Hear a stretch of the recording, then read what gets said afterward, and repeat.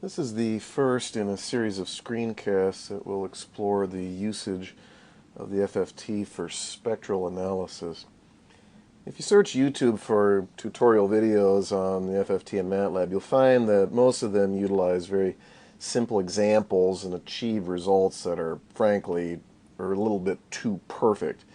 In this series of screencasts, we'll explore how to use the FFT intelligently rather than blindly for the purposes of spectral analysis.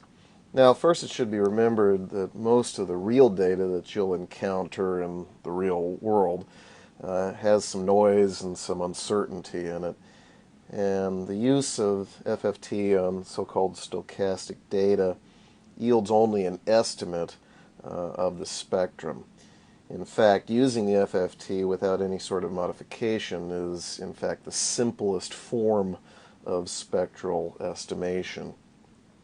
But of course, this is a class in computational tools, not signal processing, so I won't talk about the other spectral estimators other than to say that there are entire books written on spectral estimation, and thus you should at least be aware that the FFT is just one of the simplest examples. Nevertheless, the FFT is useful in a wide variety of areas, and let's go ahead and take a look, starting off with a simple example, and then in subsequent screencasts we'll build on that.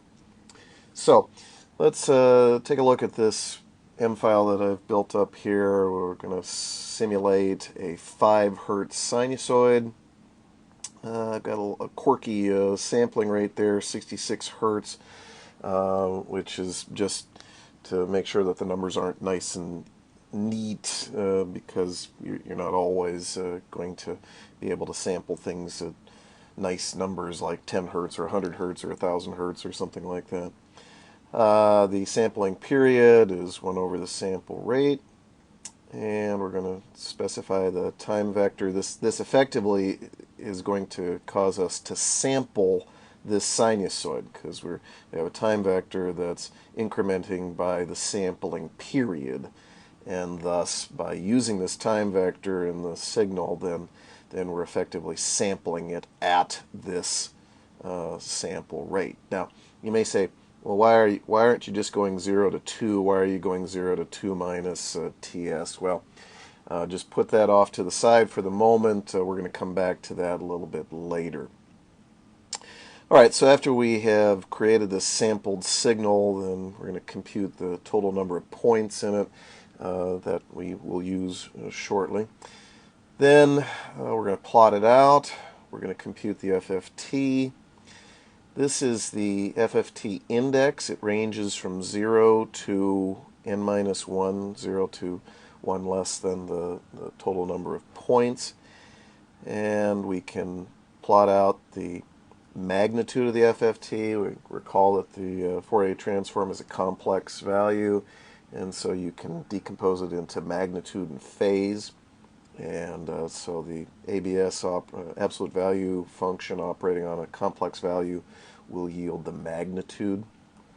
And then we're going to take a look at some ways to show what that spectrum looks like in terms of its actual frequency, the corresponding continuous time frequency. And then we're finally going to take a look at what happens when we realize that the FFT actually gives us effectively a double-sided spectrum, but it needs to be shifted around in order to plot it in a conventional way. And one of the things that we'll need to utilize is this function called FFT shift. And so let me very briefly show you how FFT shift works. If A starts at 0 and goes up to, let's say, 5. If we do FFT shift of A, then we can see what happens is it takes the last half of the vector and brings it around front and puts it at the beginning.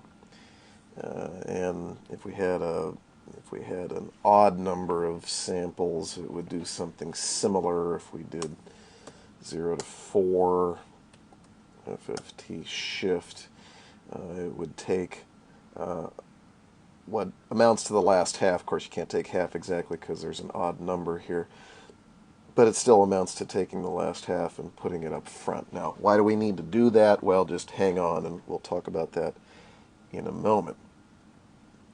So let's go ahead and run this thing, and we'll pause each step of the way and talk about it. So the first thing we get is this 2-second simulation of this 5 hertz sinusoid.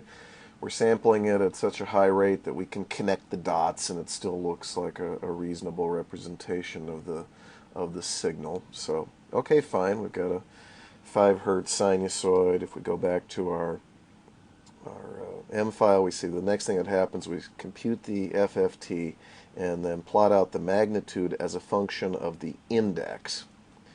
And so if we do that, then we see we get not 1 spike, but 2 spikes. If we look here, we see, okay, so that's at an K of about 10 or so. Well, we know that the actual frequency is at 5 hertz, so we have to figure out, well, what is the mapping between the index and the continuous time frequency? And then we have to deal with this thing over here, because we know we don't have any high frequencies in the signal. Well, it turns out that the last half of the FFT actually corresponds to negative frequencies. If you think of a double-sided spectrum, then this last half of the FFT actually corresponds to the negative side of the spectrum. Alright, well, let's go back to the M file. What's next? So instead of plotting it as a function of K, we're making this modification here. And you can see that we're taking K, and then we're scaling K, and K ranges from 0 to n minus 1. We're scaling K by Fs over n. Well, without boring you with all the details, signal processing details, the spacing between the FFT values turns out to be Fs over n hertz. Remember, Fs was our sampling frequency. You divide that by the total number of samples, and that gives you the spacing between the FFT values. And you multiply that by K, and you'll get the corresponding continuous time frequencies. So if we go ahead and do that, then we see, okay, so that spike actually is occurring down around 5 hertz, as it should be. But we've got all this stuff up here. Now remember, the sampling rate was 66 hertz, so that means that we can only represent signals, we can only adequately represent signals that have frequency content up to 33 hertz. You know, if you're sampling at a certain rate, you can only capture the information in continuous time signals that are less than half the sample rate. Well, we had a 5 hertz signal. Double 5 is 10, so 66 is way more than 10, so we're not aliasing, we're not undersampling, but we can only represent signals up through 33 hertz. So all this stuff isn't actually real. It's the negative half of the spectrum. And we can get that there's 2 ways to handle it. One, of course, is just to ignore everything above 33 hertz and say, okay, well, this is the positive half of the spectrum, and we'll just look at that. That's certainly perfectly fine. You just ignore the last half, and you're done. That's okay. But some folks like to look at the double-sided spectrum, and so we can do that as well. I've got the code here. It's a little bit complicated, particularly when you have to deal with well, the theory behind it's complicated when you deal with n being either positive or negative, and having to get all the values to work out exactly right. I'm not going to bore you with the details because, again, this is not a signal processing class, but you can trust me that this little bit of code provides x-axis values that are correct after you have done this shift on the FFT. And so if we go ahead and run that, then we see, now we've got double-sided spectrum. It goes from minus half the sampling rate up to plus half the sampling rate, so that is correct. And we could zoom in on this a little bit and see that sure enough the spikes come out at plus or minus 5 hertz, just as it should be, since we simulated a 5 hertz signal. Okay, well that's all wonderful, but there is one thing that we should be a little concerned about. Actually, let's run this one more time. Go through it quickly here. And we see, well, wait a minute. All those values are just identically 0. And you say, well, yeah, it should be, shouldn't it? Because we only had a sinusoid. Sinusoid is a pure sinusoid at 5 hertz. We should only get values at plus or minus 5 hertz on a double-sided spectrum. Everything else should be 0, right? Well, yeah, theoretically that's correct. But we can make a very tiny modification to our simulation, and things won't quite turn out this nice and neat. So remember I talked about this business here specifying the time vector. If we came in and simply simulated just a little bit more, instead of 0 to 2 minus 1 sample period, we're going to go from 0 all the way up to 2. So effectively all we're doing is we're adding 1 sample. That's it. It's the same sinusoid, it's still 5 hertz, it's the same sampling rate, everything's the same except we're going to have 1 additional sample.